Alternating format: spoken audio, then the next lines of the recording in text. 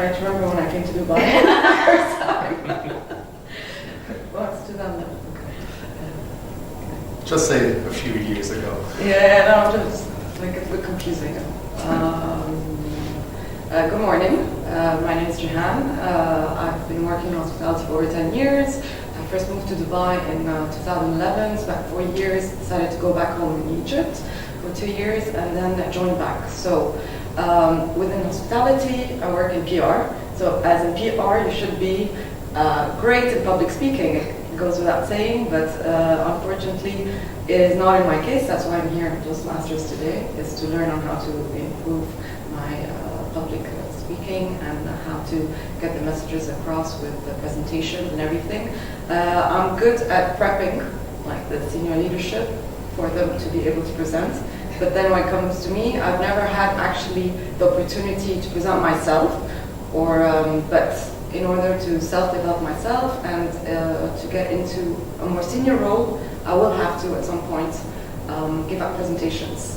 So that's why I'm here today, is to confidently go in front of an audience and be able to speak and explain and present properly.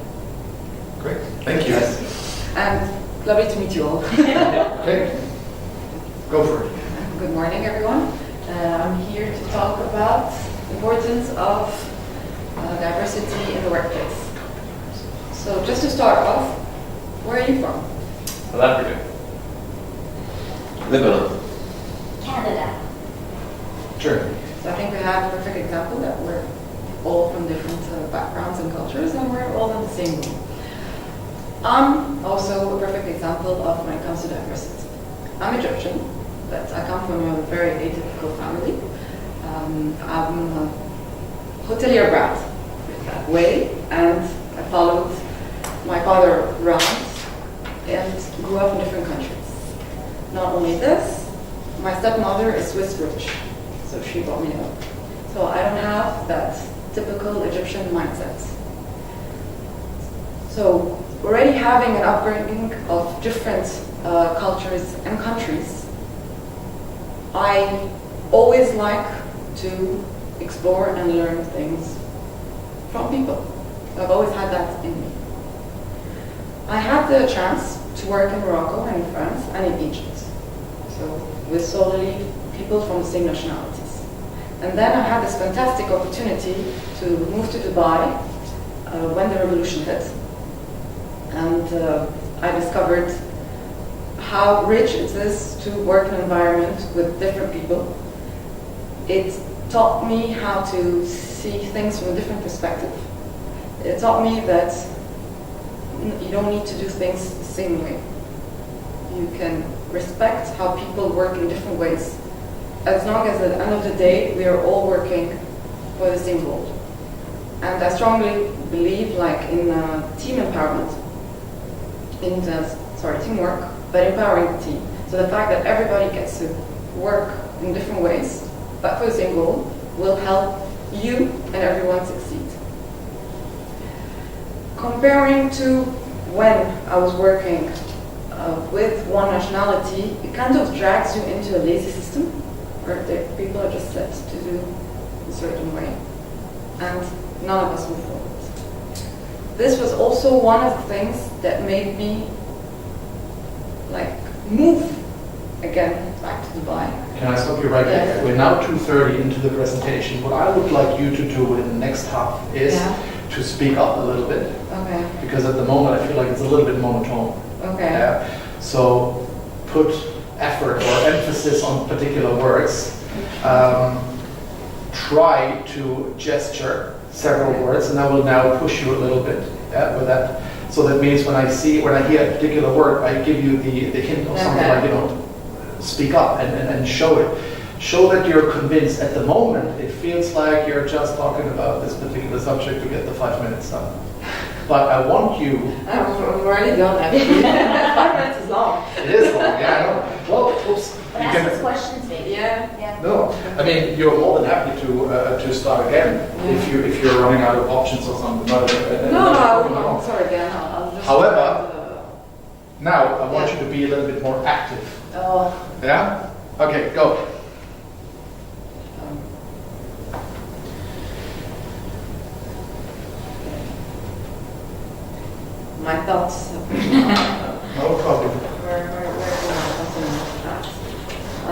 Tell us about yourself. You started well with asking us where we are from. I liked it. I liked your first note. Because I was going to get to the conclusion with that, but No, because Very fantastic. because it gives already us the idea that we are part of that. yeah. So you've asked him, me, and her where we're from.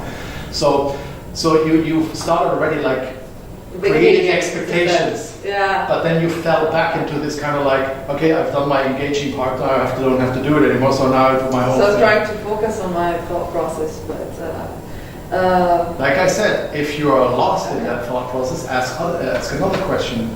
Ask, for instance, how's it in your office? yeah. Are there many nationalities? How does it work with you? Is there a conflict? Is there some sort of different perspectives of expectations and all these things? But at the moment, I think you're running on 30%. I would like you to tickle a little bit to get up. First time, Sasha. He was like that to all of us as well. You're no different, Gehan. No pressure, no We've all pressure. known. It's nice to be on this side for a change. Okay, Gehan, start again. Ask us the question where we are from and ask why and tell us why you've asked that question. Where is the connection? I was getting there at the end, but yeah, maybe you're Okay, go ahead. So, we're talking about diversity in the workplace. Let's start off by getting to know where you're from, all of you. South Africa. Lebanon. Germany. Canada. So I think this is a clear example. I'm from Egypt, that we're all from different cultures and backgrounds. And we're all today in the same room to discuss the importance of diversity in the workplace. The importance of diversity in the workplace. Nice. There we go. Should do theater now. So I'm gonna restart about Wherever you want to do. Whatever you want to do. I don't tickle you anyway. No, I know, but I feel like I already bored you out with what I had to say. No. Don't. Sorry, if I got the right, you didn't bore us out. Yeah, but It's just that I want the passion, the energy about. The thing is, you have created a chain of thoughts about this particular subject. Make us a part of it. okay. By the way, you're doing very well. Just Yeah. yeah. Yeah, no, It's absolutely. really nice, Okay. kind of calm. Yeah. I like it. Yeah. Yeah. Okay. Cool. Good to know.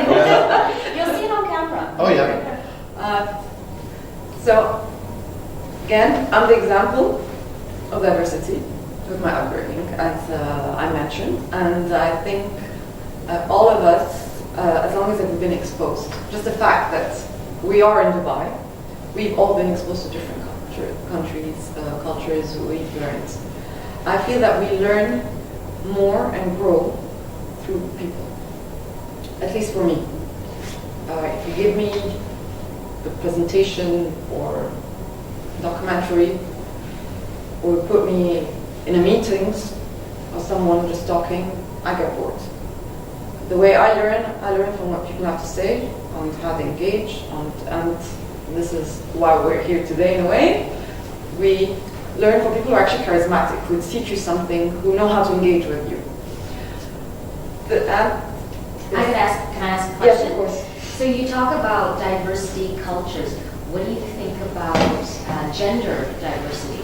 This is another topic I was getting to. You beat me right at it.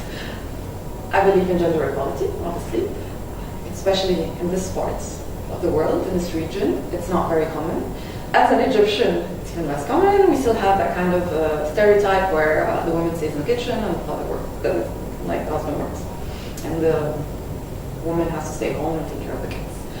We've seen more and more now that things are changing, and it is as important for women to work as men, to at least for me, as I feel more fulfilled if I have this kind of independence. So who says you can't do both? And that's also another topic, which is balance of work and life, where Alka had mentioned previously in the presentation.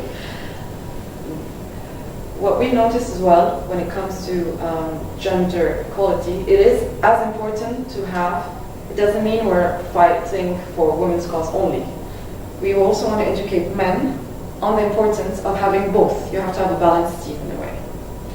I'm actually lucky in the hotel I currently work. 50% of the head departments and the executive committee are actually women.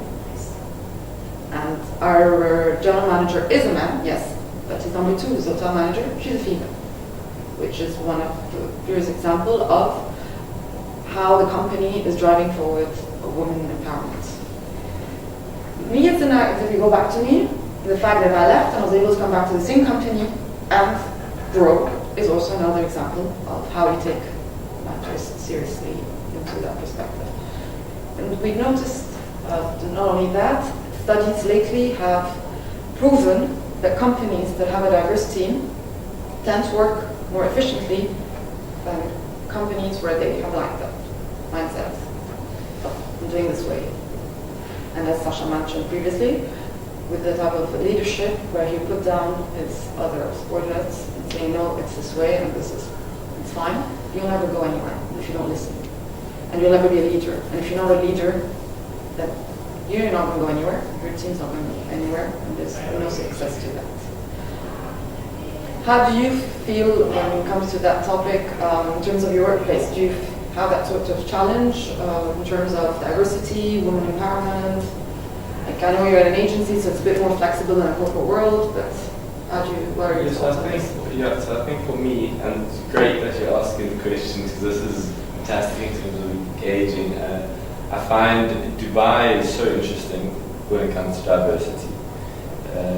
I mean, I'd say my experience from the first agency that I was working with, I had to learn a lot because coming from South Africa, it's not as diverse from like different cultures, even though there's a lot of different types of people that live in South Africa, and there's 11 official languages in South Africa.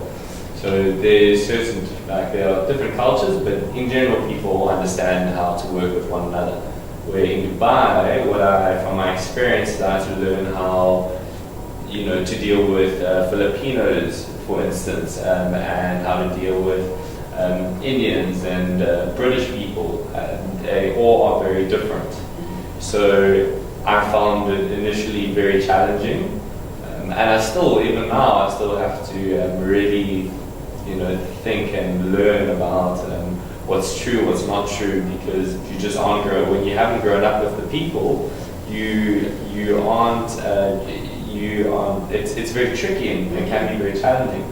So I think it's fantastic because you learn a lot and it makes you more of a global person. But I do find it quite challenging, to be honest, from my experience. Do you feel though you're growing in a certain way? Yeah, definitely. Or because it's challenging? But that's what I mean. So like it's fun. So I find it fantastic because there's a lot of growth and it makes you more diverse and global, I guess, orientated. So from a challenging point of view, I see it as a good thing because that's when growth happens, when you are challenged. And I think it does add a dynamic to any organization as different people and different cultures help different companies and also different roles. So there's a lot of benefits that come with having a very diverse organization. Thank you. I'd obviously agree completely with what you've said. Looking back, I did work in 3 different countries with the same nationality in every workplace, and I wouldn't go back to that. Like for the longest time, I remember when I was graduating in Paris, I was like, yes, I definitely want to live in France, I want to continue. With my nationality, unfortunately, I can't move around that much, and it was during the recession in 2008, so my only option back then was to go back to Egypt. At the same time, because it's a challenge, because I never lived there for a long time, so I'm like, you know what, let's go and see how home is. So I took that, this challenge, and again, it took me, that's as I mentioned before, where I got dragged into that lazy system. We have that judge mentality, unfortunately, to say is everything is slow paced, and the favorite word is inshallah. You all know by now what that means. then yes, this revolution, as much as it's I wouldn't say a tragedy, but it's not the nicest thing that happened. But for me, it was my way out, or it opened me up to opportunities and opened me up to exposure. Today, if you ask me, would I go back to France to work in a French company? No, not really. However, like for example, now with you working with Accor, like I never saw much of Accor until recently. To be fair, because we're FRHI and we're very international, or at least the Canadian mindset with the Singaporean for Raffles, for me. But we had a very diverse team. I was used to that. So when I knew that French were taking over, I was like, oh. But we can see now that they brought in a multicultural team, even based in Paris. Yeah. So I'll go back for a company like that, where I'm sure that I'm going to be working with other people, but I wouldn't go back just to work with one nationality again. I don't think I can do it. Okay. Thank you. Great. Nice. Thank you very much.